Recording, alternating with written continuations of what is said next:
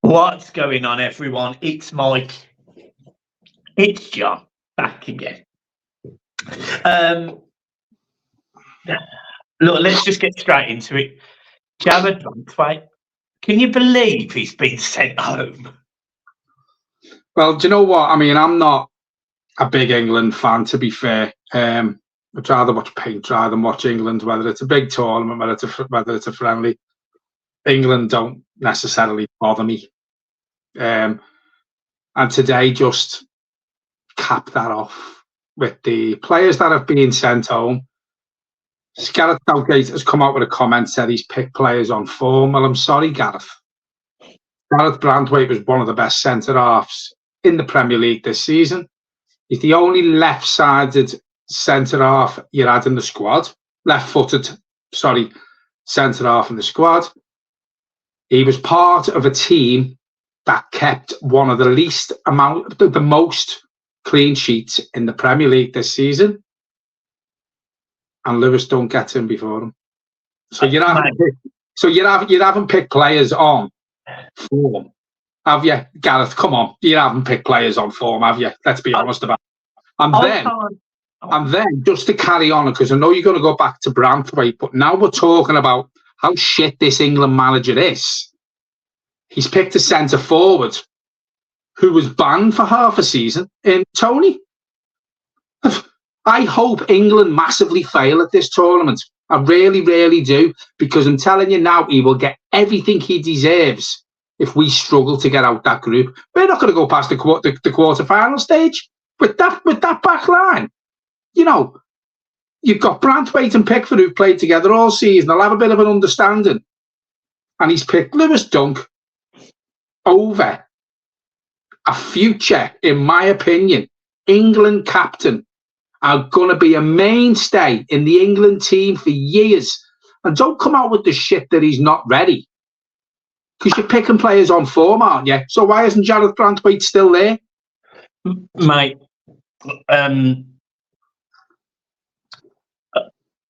I actually have this. I have this issue, and I have this issue when the squads were picked, because I actually didn't just think Branthwaite should be in the 26-man squad. I actually think Tarkowski should as well. I actually think both. Better than Dunk.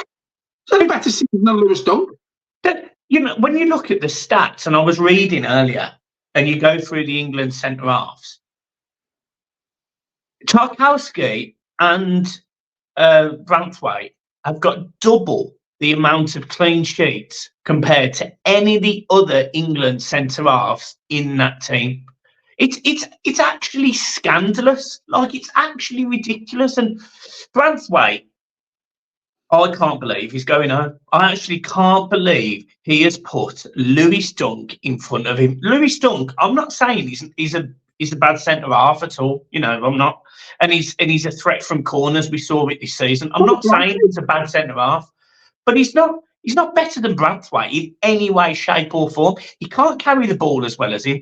He's not as defensive as good as him. Branthwaite reads the game better than him. I'm actually blown away, if I'm being honest. Now, I'll ask you a question. If Jared Branthwaite plays, and I know you can say, well, Lewis Dunk doesn't, right? But if Jared Branthwaite plays for a Liverpool, a Man United, an Arsenal, a Chelsea, a City, he's on that plane. He's on that plane. Oh, mate. Lewis Dunk doesn't play for them. I know that.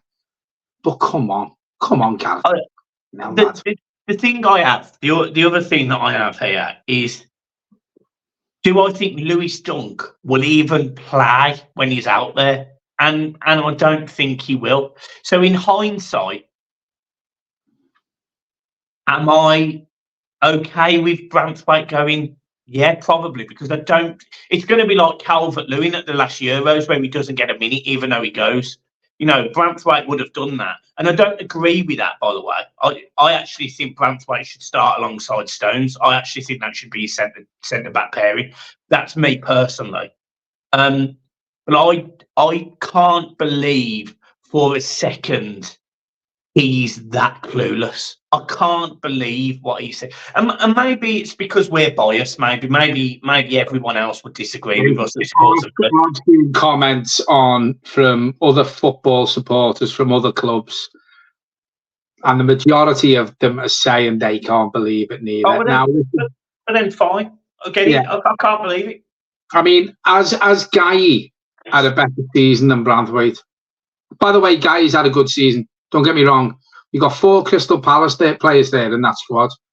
Gareth Southgate managed them, played for them. Am I right in saying that? Or I don't know, mate. Right, well, yeah. So he's got some allegiance to Crystal Palace, as in managed them or played for them or what have you. Right. In my opinion, there's only one player who should be there, and that's Eze, the attacker, out of the Crystal Palace team. There's no way on God's earth that Branthwaite should have been sent home. Yeah, the one for me is I think the centre half should probably go. The other one that's got me is he sent Maguire home as well, hasn't he? Yeah. So who is going to be our first choice pairing at the back? Do you know, I haven't even looked at the squad, Michael. I thought it would probably be Stones and Maguire. Well, he's definitely gone into this tournament with a different mindset, hasn't he? If you look at the players, I mean, I think he's sent Jack Grealish home as well. Yeah, mad. Jack Grealish and James Maddison. I'm not necessarily surprised at Maddison, but Maddison was out for a big chunk of the season, so I sort of get that. He said Maddison's had poppy. Yeah, well, yeah. Well, Maddison come out and said he thought he'd done enough. He'd worked hard in training, but he can understand it in a way because he missed a lot of the season.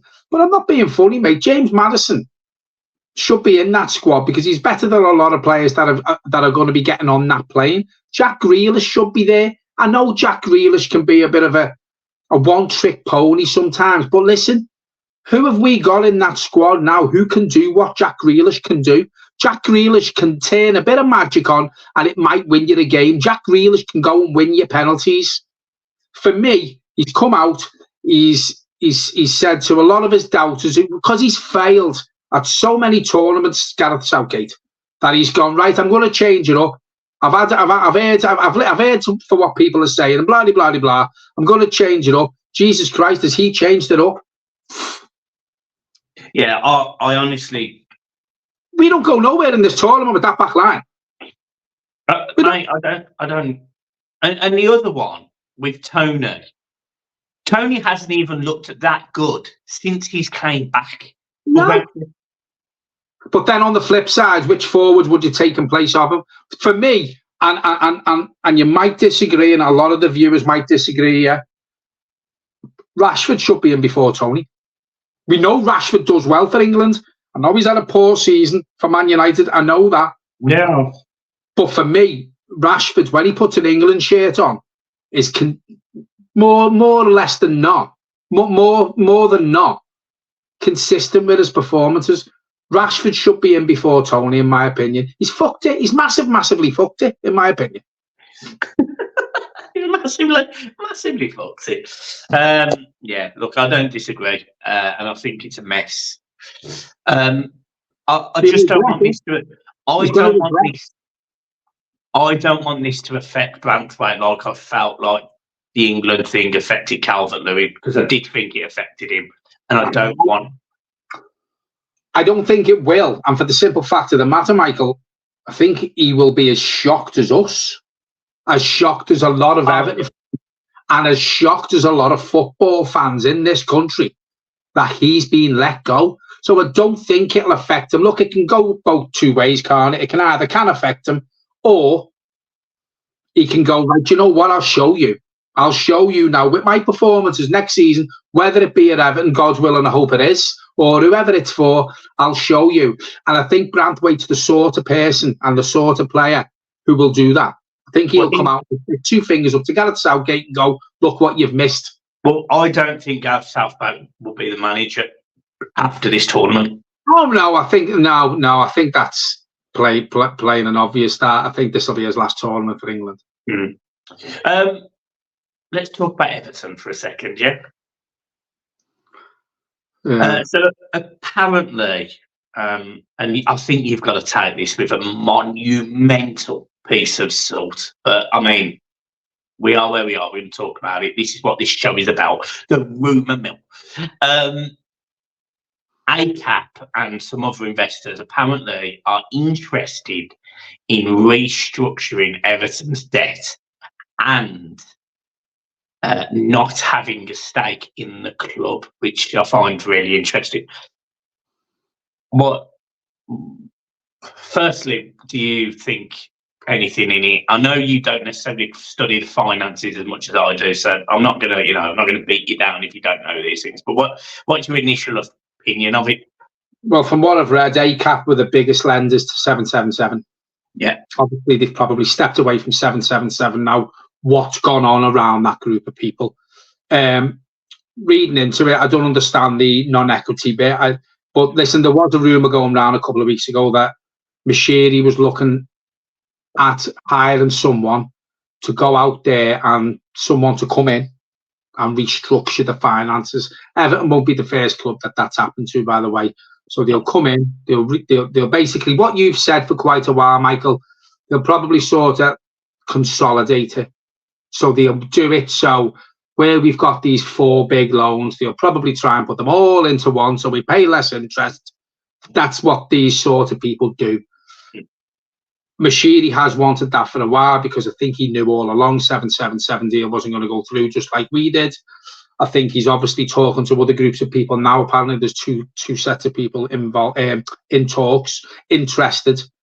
So I think the reason, if this is true, that he's bringing these people in is probably because he's worried about the finances and he doesn't want to put any more of his own money in. And obviously while these talks are going on with these groups of people, the club still needs to run on a daily basis, and this is the problem we have, because if it's not, and I don't want to say the word, but it begins with A, and that's our biggest worry at the minute. We need 150 million quid to finish the stadium, which is looking fantastic every day when you go past it. It's really coming on. The battle's going on now.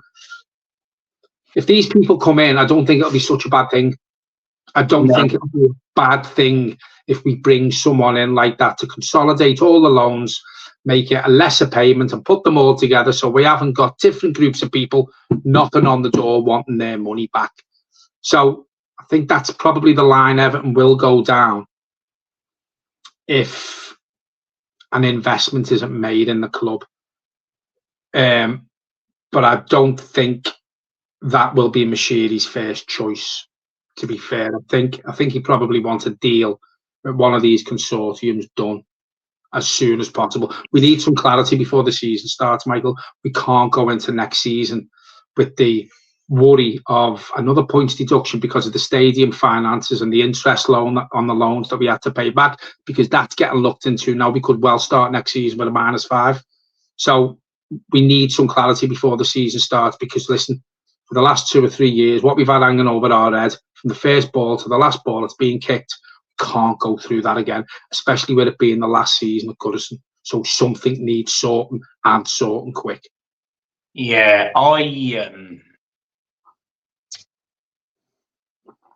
the thing that gets me about, if this is true, and there's a big if, by the way, because I actually don't necessarily think it is, reading what I've read, but look, if it is true and somebody, ACAP and whoever, are looking to restructure the finances at Everton but not take a controlling share in the club, which basically means they're pumping their money in with no say on how it's managed, essentially, and how the growth and the return on investment is managed. So I'm struggling with that. So if there's anyone watching this who doesn't understand it like me, I'll ask you the question. If they don't want any say in or any part of the club, and they're going to come in and put their money in to consolidate things, what do they actually get out of it? Because I don't know. Well, there's probably a lot of people who don't know. What do they get out of that? But they'll get growth, wouldn't they? So say, for example, they pump 400 million into the club, and that 400 million is 40% of the club, or even 50%. Right? It's not. So basically, they're saying we're going to own 50%. but we don't want a controlling stake. What we're saying is we're happy to reinvest, and you pay us a certain amount of money every year, which pays us back in interest or whatever. But what they do get is obviously equity of a Premier League football team. So if somebody does come in who does know what they're doing, and Everton do go to the next level, i.e. they start challenging for Europe, they start challenging for titles, that 40 or 50% at 400 million, when Everton gets sold or they look for new investors, that 50% might become, instead of 400 million, it might become 500 million or 600 million or 700 million. So they're making money off interest payments, but they're also making money from the value of Everton increasing. Very similar to if you buy a house. You buy a house 1 year for 250,000. So basically, they're going to come to Everton, and it's something like when a player signs for the club. If we get into Europe, you get a pay rise or a bigger or a bonus or what have you. So basically, the better the club goes, the better they do out of it. But the value goes up, doesn't it? It's like anything. It's called appreciation. So that's what they would be gambling on, knowing that they're also making money anyway through interest. The bit that gets me about this, and the reason why I don't believe this is true, is that I don't understand why somebody like ACAP and various other investors who would be part of it would allow such a large volume of money to fundamentally not be managed to grow the right way. So who are they trusting to make Everton go forward? Because we haven't got a CEO in the general sense. They're not going to trust Farhad Mashiri because he's washed his hands of it. Colin Chong is in a sort of deputised position. So there isn't anyone who you go, right, whoever it could be, a David Dean. Let's just throw a name in there. David Dean is not coming to Everton Football Club and managing the growth of Everton. Everton don't have anyone at this moment in time. So why would they put money into a club when there's no one there to essentially push the club on so they get a better return of their money? It just doesn't make sense. So will ACAP get a say in who buys Everton? Well, again, this is the thing, because from the post I read, it sounds like they don't want one. And that's the bit I don't get. Why would you go and stick millions of pounds into something without having a say on it? I just don't get it. It's the equivalent. It's the equivalent of me giving you £100, saying to you, I want it back, but never chasing you for it. Never asking, never just giving it you. There's got to be something in the deal that they benefit from, hasn't that? Do they have a say who comes in? Will they be part of a consortium who comes in, an American consortium? Will they be part of that? Will they? I think it's plainly obvious if these group of people do come in and do this with the club and the finances, that they don't want a place on the board, so they don't get a say in how the club's run, as you're saying. I don't know any other club that has that in place off the top of my head. So why would they come in, for example, as you quite rightly say, and put £400 million into a club that's battles relegation? The last couple of seasons, we are in so much debt. We've got PSR still hanging over us. We could possibly start next season with a -5 because of the interest on the stadium costs. We've got a stadium that's not finished and we still need £150 million for. And Farhad Mashiri wants something out of it. So why, again, I'm just echoing what you're saying. Why would they? There's got to be something there. There is groups that do this. I mean, but it's not usually. It's not necessarily. It's usually the agreement is that you can turn your loan into equity.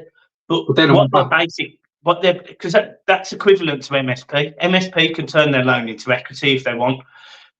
So the bit that I don't get is they're basically saying, yes, we want the equity, but we're not going to control what you do with it. So if Everton got relegated, their equity is worth less, and they're not bothered.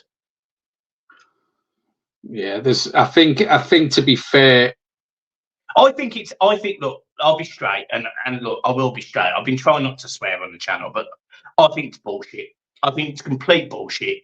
I can't see why they would do it without putting in a businessman in that position that almost guarantees that Everton go forward, and they get their money back. And they get their money. I just don't get it. I don't understand. They might have someone on the board.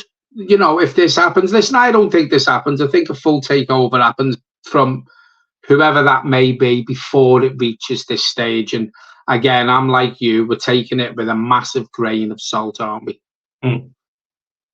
Yeah, but listen, as I said before, we need some sort of clarity on this takeover situation. It's gone quiet. It's gone very quiet. You know, every day it was something coming out new about 777. Now that obviously that deadline has passed, and since the 31st of May, we've heard nothing. You know, it's gone very, very quiet. So basically, what I'm trying to say is, it was all about 777. Now it's nothing. Yeah. Now it's nothing. We've got nothing to talk about the takeover anymore, because we don't hear bad news every day about 777, and another one of their companies is getting chased by somebody else, and you know, another one of their companies has gone under and left airplane passengers on stranded in the airport because their airplane companies. We don't hear nothing anymore because 777 has gone past the deal date now. Whatever. It's boring. That's how I would describe it. It's boring because all the players that we're getting linked with. I mean, I mentioned it in a video yesterday. You know, we're being linked with players that have, say, been released. You know, Ryan Sessegnon, for example. You know, the left back or right back from Tottenham, a player that I quite like, and I did like at Fulham. He did really well. Maybe he needs to sort of revitalise his career, etc., etc., etc.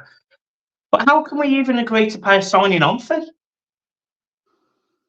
I don't get it.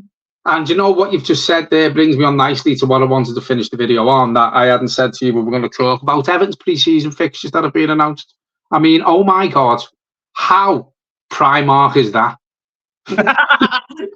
You know, I mean, for years we've gone to Dubai, we've gone to a training camp in Spain, we've gone to Switzerland. You know, we're going to Ireland. This is no disrespect to Ireland, by the way. We're going to Ireland, and we're playing Salford City. We're playing Coventry. Again, no disrespect to these teams.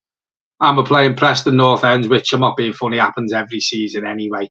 And it looks like I'm probably playing a game in Dublin. But is that how skint we are? That we've gone from training camps in gorgeous Switzerland and Dubai to just across the Irish Sea. I mean, to be fair, it'll probably part of Dyche Day. They'll probably have to swim. They won't get a flight. I'm telling you what, well, it's a good job I don't play for Everton because I can't swim, so I have to stay here like Dennis Bergkamp couldn't fly. They'll be jumping off pier head, mate. Honest to God, how bad now? We're going to Ireland. The one thing I would say is because of the Euros, you kind of don't know if they wanted to keep it all local. That's my only argument. Well, we'll soon see if your argument's got any fruition to it when we look at some of the other clubs and where they go. Yeah. The one other thing I would say though, John, and this does tend to happen, is the game at Goodison. There's always a game at Goodison. It's usually who did you say? Atalanta. Is that who you've heard rumours of? Anyway. Right. So usually that's not announced until a few weeks after the last few games. So I still think there'll be a European game, or you know, a European game, a game at Goodison Park, which involves one of the, you know, a European team on the last weekend before the season starts. Yeah, I think that's got to be announced, and I'm sure. Listen, you know, we've got the Dublin fixture hasn't been announced. And we've got Salford, Coventry, and Preston that's been announced. I mean, we're not going to have to just. Coventry's a midweek game. I know. What? So why not have Salford or Preston as the midweek game and have Coventry on the weekend? I don't get that either. I just think it's being badly organised. The Euros could have something to do with it, but how budget is that? But does that make sense to you, though? Salford is what, 40 minutes away from Liverpool? Yeah. Preston, again, probably 40, 30 minutes, something like that. So why travel 2 hours to Coventry on a Wednesday night? And I'll be doing the travel, by the way. But so was I, but it works perfect for me. Yeah. I don't know. Again, it's just Everton can't organise a pay up in a brewery, can they? And I know it takes 2 clubs to organise these fixtures, but no disrespect to them, but Everton should be calling their shots. We're going there. We're taking a full away end. We're giving them a game, and that's no disrespect to them 3 teams, but Everton should be there going, well, I'll tell you what, we'll play Salford on a Wednesday night. Less travelling for the fans, less travelling for the players, and we'll go to Coventry when we've got more time on the Saturday. Yeah, I can see it now. We'll be travelling down to Coventry on a Friday night. There's no money in the budget for a hotel. Bring your tent with you, lodge it in a field outside the stadium. Brilliant. And there is a field, by the way, by the Rico. There really is. There you go. Bring a throwaway barbecue. Bring some pieces of chicken from the Aldi. To be fair, there's a Tesco there, mate. There's literally a Tesco right down the corner. It sounds. Don't want to. Just see Idrissa Gana guy now sitting there with a Tesco meal deal. Oh, bless him. I'll give him a cuddle. And this, we could be completely wrong. This could have nothing to do with the budget, but it just smacks me in the face as if to say, you look at some teams, and listen, I know we're not Liverpool, and I know we haven't got a worldwide fan base like they have, but they'll be over in Singapore and China, and Man United will probably play them in a competition there. Tottenham will probably go somewhere. City will probably go to Dubai. And we're going to Croke Park. That just sums up the predicament and the financial situation that this club is in at the minute, doesn't it? I have no words. It's got to be down to the financial situation, hasn't it? It can't be anything else. You've done me with the line, that's just Primark or something. I mean, how Primark is that? I mean, it's a joke. You'll have City doing Harrods and Liverpool doing don't know, Tessuti or whatever it's called. And Hugo Boss, and we'll be doing a Primark trip. Dear. Yeah. But we wouldn't change it for the world, would we? I was watching some videos back before I sent you a link, and I don't know how we do it, but we have had a bit of a laugh this season, haven't we? The season just gone by with some of the videos. But as I said to you on many videos, you don't laugh, you cry. Oh, mate, it's one of the things that we had so much feedback about on the charity game that we did last weekend from the opposition and the players on our team. One of the standout comments were things like, I can't get over how funny you and John are. Like, if there was any TV producer watching our shows and our TV and us on screen, I am fairly confident we'd be millionaires by now. We would be the next Anton Deck, I'm telling you, because you are an idiot on so many wavelengths. It's hilarious. But you have to be. No? To be. Because there's nothing to be serious about, is there? That we're still in this massive hole that we've been in, and we're still digging to get out of it. But we're in a position now where we do that, we throw a bit of soil, and it falls back in the hole. The hole's not getting any filling up for us to get out. It's as if we're digging, and there's an excavator behind us, just picking it up and just dropping it back in on us. We're being excavated. God, you do kill me, you know. Excavated and administrated all in one. Oh, guys. There you go. Yeah. Make sure you hit the like and subscribe button. John's got one of these hoodies as well. I have. He loves it. It's nice, man. I was manager of the team that Michael won in, and would have been more than one, but he missed an open goal. I mean, I hit the crossbar, John. I mean, I lobbed the keeper. Yeah. Do you want to tell everyone how well I played? Oh, you surprised me how quick you were, and this is no dig at you, but because you're like big boned, shall we say, you've actually got a decent turn of pace on your thought as the game went on. You actually got more into it. Now I know it helps when, you know, obviously the other team were getting tired and all that, and you hadn't done nothing for 85 minutes running wise. But the last 5 minutes, you did have that turn of pace when the opposition was tired. But no, your hold-up play was good. There was some little triangles played between you and the other players. And as one of our teammates said to me, you know, you can see you've played football because it was the space that you were making for your teammates. So listen, you had a good game, and you were part of me man of the match thinking, but on the day, mate, I think you do it all fantastic. I'll make sure I bring my boots against Salford. I'll tell you what, if I put that video online where you missed that chance, mate, you've got no chance of playing. There isn't a video of it. I'll get one. I'd love, mate, honestly, I'd love to see it again, but there isn't a video. No one's got one. There was, but they didn't want to shame you by sending it out and putting it anywhere because the miss was that bad. I mean, I hit the bar. I mean, you hit the underside of the bar. You only had to head it. It was bouncing, and you thought, no, I'll leave it. It's going in, and it hits the underside of the bar and bounces back out over you. Just jump. Fine, right.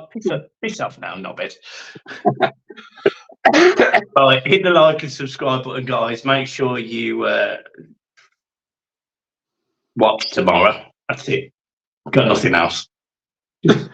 Just smile. And anything that you want to put in the comments, we do try and reply. And there will be more videos. I know I haven't been on many lately. I do go on holiday a week Monday, so I'll try and be a part of as many videos as I can before I go. And hopefully we'll have some positive news to talk about. We're going to go to Dublin, and from Dublin we're going to fly straight to Australia or something, you know, something like that. We have got positive news from next Monday. John's going away. Forever. Guys, yeah, ta-ra.